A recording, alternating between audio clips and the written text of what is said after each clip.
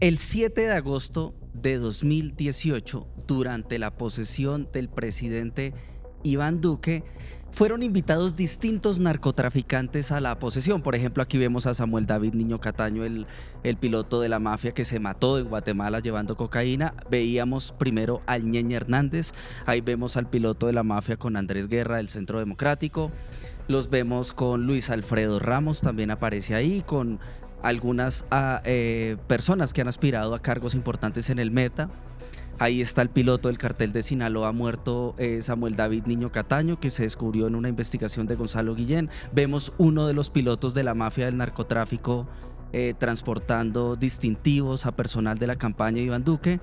Entonces, los narcotraficantes que fueron a la posesión del presidente Iván Duque son Juan Orlando Hernández, el expresidente de Honduras, los narcopilotos que manejaron la campaña en el Meta con Álvaro Uribe, Jennifer Arias, con el Iván Duque y el ya muy conocido escándalo de la ñeñe política, porque pues el Ñeñe Hernández participó en esta posesión, pero sobre todo es importante resaltar que estos narcotraficantes les dieron incluso mejores sillas que a los magistrados de la Corte Suprema de Justicia durante la posesión de Iván Duque. ¿Qué piensa usted, don Jorge, que estos narcotraficantes sean invitados ilustres a una posesión presidencial? Pues mire, lo que pasa, volvemos al mismo tema. El narcotráfico abrazó la política. El narcotráfico se unió con la política.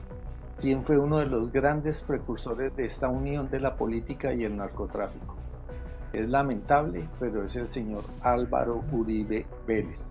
¿Quién es Iván Duque? Simplemente él está cumpliendo las órdenes de el que era presidente a las espaldas de Iván Duque. Todos sabemos que el presidente no era Iván Duque, el presidente nunca lo ha dejado de ser, y todas estas órdenes, todas estas cosas que están pasando vienen directamente del señor Álvaro Uribe Vélez. Usted ha publicado, ha hecho denuncias.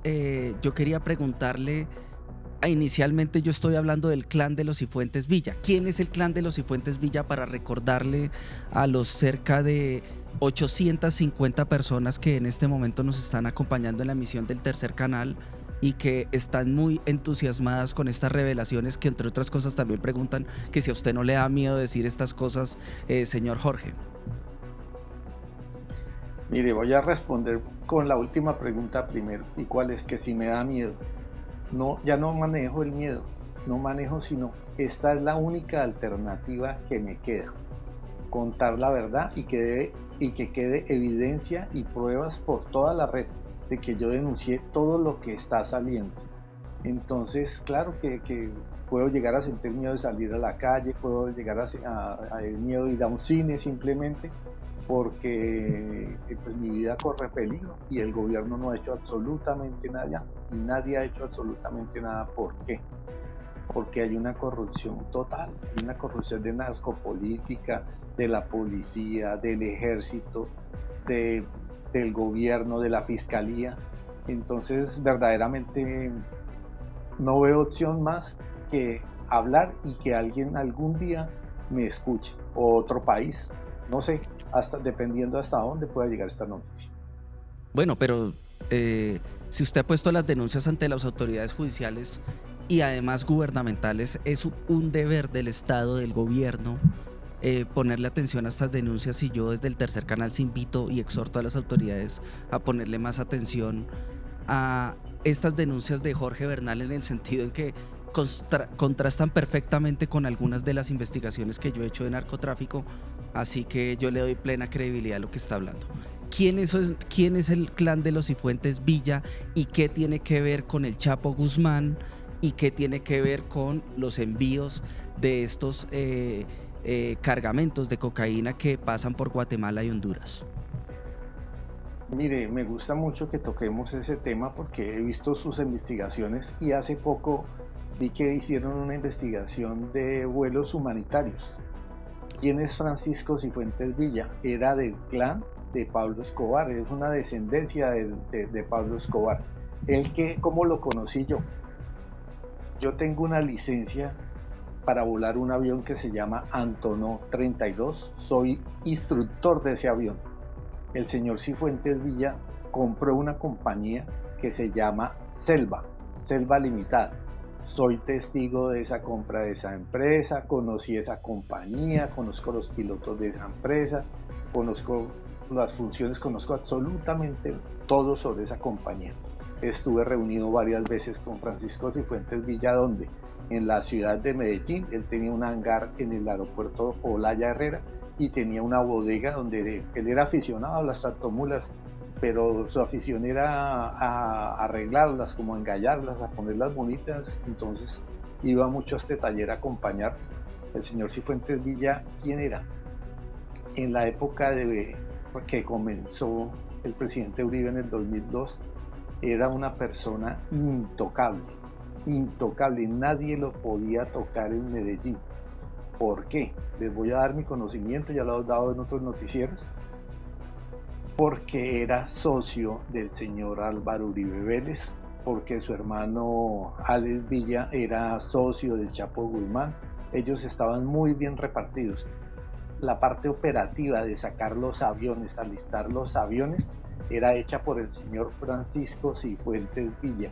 ¿Con quién él hacía estas operaciones? Las hacía con la familia Otero Sánchez de Bucaramanga, en cabeza del líder era el señor Diego Ricardo Otero Sánchez. ¿Cuál era la función de ellos? Alistar los vuelos en Medellín. ¿Cuál era la función de Alex Villa? Estar con el Chapo Guzmán en México, acompañándolo y coordinar todos los vuelos. ¿Quién recibía estos vuelos? Era en el país de Guatemala. Estamos hablando del año 2002 a 2005. Estos vuelos los recibía un narcotraficante muy conocido de la época que se llamaba Otto Herrera. ¿Cómo operábamos nosotros? Libremente. Era el cartel más poderoso en la historia de nuestro país. ¿Por qué? Tenían un respaldo político. ¿De quién? El señor Francisco Cifuentes Villa tenía 2 sobrinas. Estas sobrinas eran hijas de una narcotraficante muy grande. ¿Y cuál era la función de esta narcotraficante? La señora Dolly Cifuentes Villa. ¿Cuál era su Jesús función? Cifuentes Lavar. Villa. Exactamente, la función de ella era lavar el dinero. Nosotros pertenecíamos todos al mismo cartel. ¿Con quién se hacían reuniones en la bodega del señor Cifuentes Villa? Pues en estas reuniones iba el tío de las sobrinas de Francisco Cifuentes Villa. Jaime Alberto. Iban las hijas. El tío era el señor Álvaro Uribe Vélez. O sea, hay una relación familiar directa. Eso, hay una relación familiar directa entre el señor Pacho Cifuentes y Álvaro Uribe, ¿no? O sea, usted dice que son familia, pero son una familia negada, por ejemplo, ¿o cómo así? lo que pasa es que un hermano del doctor Álvaro Uribe fue casado con Dolly Cifuentes Villa, y tuvieron una niña y un muchacho. Claro, es que aquí es importante hacer memoria, y es que el periodista Gonzalo Guillén Jiménez publicó una investigación destapando un gran escándalo, y es el vínculo directo que existe entre el clan de los Cifuentes Villa y Álvaro Uribe Vélez y el cartel de Sinaloa. ¿En qué consiste este asunto? Primero, lo que está diciendo el señor Jorge Bernal, que a él le consta porque él era el piloto de Pacho Cifuentes, de Alex Cifuentes, de todo este clan. Hay una miembro del clan de los Cifuentes Villa que se llama Dolly de Jesús Cifuentes Villa, que se casó con Jaime Alberto Uribe Vélez. Jaime Alberto Uribe Vélez era una persona que se comunicaba en los años 80 con Pablo Escobar, que tiene cuestionamientos de narcotráfico y que paradójicamente murió en septiembre de 2001 en medio de la campaña de su hermano a la presidencia, Álvaro Uribe Vélez. Jaime Alberto y Dolly Cifuentes Villa, con documentos en mano, con las escrituras, con la sociedad conyugal, con las fotografías, que Gonzalo Guillén es muy serio en esa investigación, publica que tuvieron 2 hijos, Ana María Cifuentes Villa y el otro chico que no me acuerdo, y Uribe lo que hizo fue trinar diciendo que no, que su hermano se había casado, era con una señora llamada Astrid, y que él no conocía a los Cifuentes Villa, que él se le hacía muy raro este vínculo con el narcotráfico, pero por supuesto pues nosotros no tragamos entero y las pruebas y los hechos dicen lo contrario. Quería recordar estos datos. Señor Jorge, por favor, continúe con su testimonio. Bueno, y vamos más allá, porque esa es una familia que se siguió involucrando con narcotráfico y narcotráfico y narcotráfico. La hija de Dolly Cifuentes Villa fue novia de un narcotraficante muy peligroso que no fue muy nombrado, que se llama Fabio Ochoa Vasco, no Vázquez, Vasco, alias el Enano. Ok. Yo también trabajé con este tipo, trabajábamos todos en un mismo clan. ¿Por qué yo hablo con certeza, con verdad? Porque en el año 2003 hubo una reunión en Medellín porque había una acumulación de dinero del narcotráfico en la ciudad de Guatemala. ¿Quién tenía acumulado este dinero? Un narcotraficante que se llamaba Otto Herrera. A mí me mandaron a recoger esta plata en un avión que estaba parqueado en el hangar del señor Francisco Cifuentes Villa. Le voy a decir quién era el que vendía los aviones y quién los alistaba. Era el señor Diego Ricardo Otero Sánchez. Vamos a hablar con nombres concretos y con personas porque tenemos que ser muy serios en estas declaraciones porque son declaraciones que yo he querido dar para la fiscalía, pero la fiscalía no quiere llamarme. ¿Qué hicimos nosotros en esos vuelos? Viajé a Guatemala, llevé 1.200 kilos de coca, salí de una pista aproximadamente a 30 millas de Caucasia, yo ya he hablado de esta pista, se llamaba Torre 80. Fuimos a Guatemala, miramos la plata, la observamos, no me gustó algo. La gente que estaba cuidando la plata se la pasaba en una discoteca y comprando drogas en la esquina. Cuando yo vi esta situación y vi que salían y entraban y en una habitación habían 24 millones de dólares, me salí. Yo ya he contado esto en otros noticieros.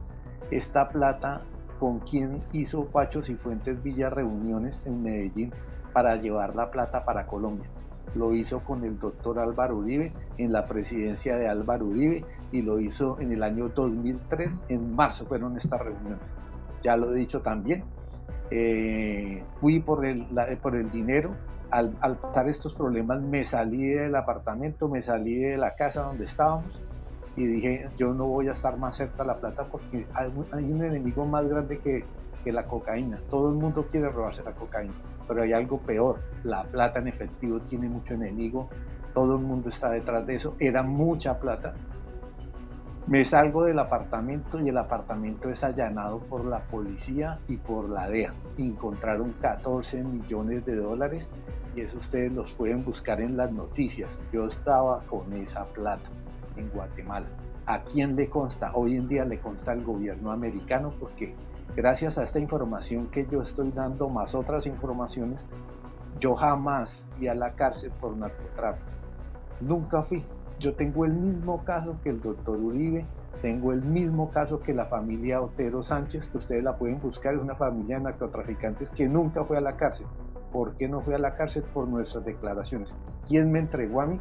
El señor Diego Ricardo Otero me entregó a mí. Ya habiéndome entregado por mis mismos jefes, ¿qué oportunidad tenía yo? A hablar. ¿Qué hablé con los americanos? Les conté de estas reuniones, le conté lo de los Cifuentes Villa y ¿sabe qué me contestaron los americanos? Nosotros ya tenemos toda esta información. Entonces les pregunto, está bien, a mí tampoco me pasó nada, pero yo digo, ¿cómo es posible que no le quiten ni siquiera la visa americana al presidente? ¿O cómo es posible que no hayan sacado eso a la luz en su momento para destituirlo? Porque ellos sabían de estas informaciones desde que se cayó la plata. Le voy a contar ahora uno de los motivos de por qué mataron a Francisco Cifuentes Villa. Eso fue en 2006, ¿no? ¿O en 2007? 2007, abril de 2007. Muy bien. Abril de 2007 asesinan a Pacho Cifuentes Villa en la zona rural de Caucasia, Antioquia. Pero bueno, continúe, señor Jorge, qué pena. ¿Por qué mataron a Francisco Cifuentes Villa? Yo ya lo he dicho. Porque esa plata, esos 14 millones de dólares eran de propiedad del señor Álvaro Uribe Vélez. ¿Cuál era la protección que teníamos todos nosotros en Medellín, por lo cual no nos tocaba nadie? El señor Álvaro Uribe Vélez. ¿Quién manejaba esto? El señor Álvaro Uribe Vélez. ¿Quiénes manejaban los permisos de entrada al aeropuerto Olaya Herrera para entrar, salir sin autorización, sin nada, para hacer vuelos, sin plan de vuelo? Lo autorizaban dos personas. Una, el señor Francisco Cifuentes Villa, y dos, el señor Guillermo Ángel, dueño de una compañía que se llamaba Helicar. Guillo Ángel. Entonces, ¿cuál era mi función? Afirmativo, esa persona.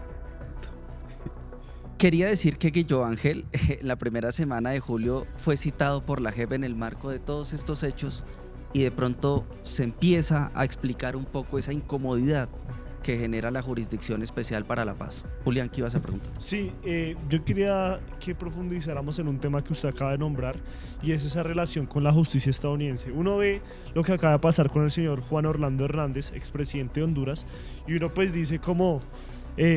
¿qué puede esperarse de un proceso contra el expresidente Álvaro Uribe Vélez cuando, como usted bien lo ha relacionado, hay tantos vínculos y pruebas a pesar de que él desmerite esos negocios o esas relaciones con los Cifuentes Villa? Usted que ha estado cara a cara con las autoridades gringas y sabe pues más o menos cómo funciona esa justicia que pues va más que todo es por la plata, ¿cree que puede haber en un futuro una noticia como la de Juan Orlando Hernández, pero en vez de en el titular que diga ese nombre, diga Álvaro Uribe Vélez, hablando de un tribunal en Estados Unidos? Obviamente la justicia colombiana creo que ya perdimos la esperanza. Mire, yo le voy a hablar con una gran desilusión. Le voy a decir por qué. Y vamos a ir más alto todavía. Sarmiento Angulo. Le acaban de colocar una multa de $80 millones por lavado de dinero por unas cuentas que tenían que ver con Odebrecht. Entonces, si una persona de esta talla va y paga una multa de $80 millones porque lavó plata, ¿qué podemos esperar de la justicia? Les voy a decir otra cosa que vi y aprendí en los Estados Unidos. Los grandes fiscales que realmente combatieron el narcotráfico, como la fiscal de Hierro, no recuerdo el nombre de ella, pero es muy fácil de buscarla así como la fiscal de Hierro, eran fiscales determinantes que colocaban penas duras de 30 años que todo el mundo tenía miedo de que lo extraditaran. Pero todos estos fiscales se retiraron de la Fiscalía de los Estados Unidos, y no uno, todos. Bonnie ¿Y ahora Clapper, a qué se dedican? Clapper. Afirmativo, y otro se llama, ahorita yo me acuerdo el nombre del otro, Adam Fields. Entiendo. Fiscales implacables. ¿Y ahora a qué se dedican? Usted los ve entrando aquí a la picota o a las cárceles de Colombia defendiendo narcotraficantes. La justicia americana está totalmente corrupta, lo he dicho 1000 veces. ¿Qué está pasando? Una crisis económica de proporciones grandísimas. El dólar está cayendo, el dólar está desapareciendo a nivel mundial de una manera más rápida que los mismos americanos esperaban. ¿Cómo ellos esperan recuperar la economía? Con las drogas. Si ustedes ven cómo es posible que de un narcotraficante en México nunca lo agarren y lleve 50 años en el narcotráfico. ¿Usted cómo ve? Y se los pregunto a ustedes. Habíamos una hilera de testigos en la ciudad de Fort Lauderdale, todos para declarar en contra de la señora Dolly Cifuentes Villa. ¿Y qué dijo los agentes de la DEA? Nos reunieron a todos ellos y nos dijeron, no, ella ya arregló con nosotros, ya no va a haber juicio, no va a haber nada, y la declararon culpable por haber introducido menos de 1 kilo de cocaína a los Estados Unidos. Ni siquiera la metieron por lavado, porque el verdadero trabajo de ella no era ni meter droga. El verdadero trabajo era, después de metida la droga por sus hermanos, era lavar esta droga. Hay una entrevista muy completa, de las únicas noticias buenas que he visto, de Julio Sánchez, donde él habla de todo el operativo que se hizo para capturar a Dolly y toda la investigación que había tan grande, involucrada más de 37 compañías, y duró 18 meses presa. ¿Qué quiere decir esto? Toda la corrupción que estamos teniendo en Colombia la veo con mucha tristeza, porque soy víctima de esa corrupción. He tratado de denunciar y me reúno después con los americanos y con la DEA, y me dicen, nosotros no vamos a dejar que ningún proceso suyo progrese, porque a todos los vamos a parar. Y yo digo, Dios mío, son los dueños de la fiscalía en Colombia, porque descubrí que los americanos lavan plata, que los americanos llevan droga. Ustedes no sé si vieron una entrevista de Cohen insultó a Duque, un periodista de apellido Cohen. Sí. Yo sé que ustedes la vieron. En la calle. Solo para que la entiendan. ¿Qué le dijo a él? Recuerden las palabras que él le dijo. Usted es un títere de mi gobierno para traer cocaína a los Estados Unidos. Eso es verdad. Ayúdanos a seguir con nuestra labor periodística a través de nuestro NECI DaviPlata 310-779-3518. Si te gusta nuestro contenido Y no quieres perderte nada de la agenda alternativa, suscríbete a nuestro canal y activa la campana de notificaciones. recuerda darle like a este video y por supuesto compartirlo con tus familiares, amigos y conocidos. Así juntos visibilizamos. La Colombia profunda. Recuerda, somos el tercer canal, la voz de los que no tienen voz.